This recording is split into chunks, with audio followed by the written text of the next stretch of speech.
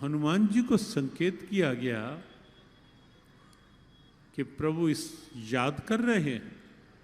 हनुमान जी आए, भगवान राम ने पूछा, हनु क्या आपको ध्यान नहीं कि मैं इस पृथ्वी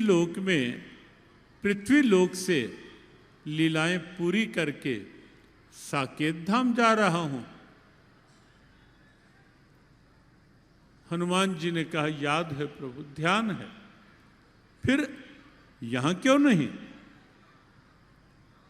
हनुमान जी ने कहा, प्रभु मैं अपनी आंखों से यह दृश्य नहीं देखना चाहता था, और इसीलिए मैं एक और बैठकर केवल आपके नाम स्मरण में बैठ गया बस।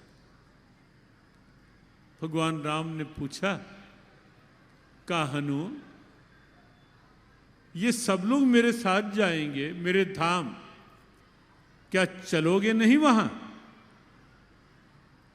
हनुमान जी ने कहा, भगवान आप ये बताओ वहां क्या होगा? कहा, वैकुंठ धाम होगा, साकेत दिव्य चिन्मय धाम, मैं रहूंगा, सब लोग मेरे पार्षद के रूप में वहां रहेंगे। हनुमान जी ने कहा, प्रभु वह सब तो ठीक है, लेकिन क्या मैं जो यहां बैठकर ये सीताराम सीताराम नाम कीर्तन कर रहा हूं, क्या वहां बैठकर कर पाऊंगा? भगवान राम ने कहा, ना हनु, वहां ऐसा कुछ नहीं होता, वहां तो केवल दिव्यता चिन्मयता और कुछ नहीं। कहा, प्रभु अच्छा ये बताओ वहां आपकी कथा होगी, मैं सुन पाऊंगा बैठकर क्या वो?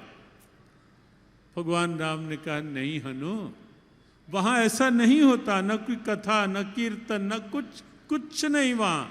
वह सब तो केवल पृथ्वी लोक में होता है और केवल इस मनुष्य देह में आकर होता है। मुझे भी यदि संतों के संग का लाभ लेना है तो मुझे भी यहाँ मनुष्य देह धारण करके आना होता है इस धरा पर पृथ्वी लोक में।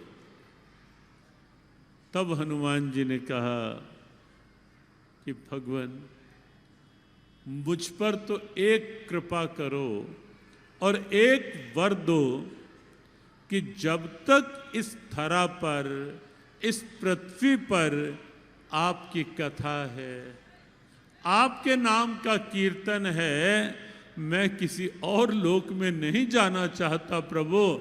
मैं तो इसी पृथ्वी पर केवल आपकी कथा सुनना चाहता हूं और आपके नाम कीर्तन में रहना चाहता हूं।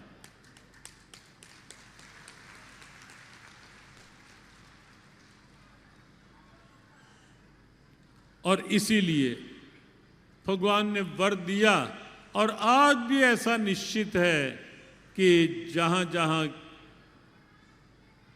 प्रभु की कथा होती है, हनुमान जी प्रभु चरित सुनिबे को रसिया, यत्र यत्र रघुनाथ कीर्तनम तत्र तत्र कृत मस्तकांजलिम।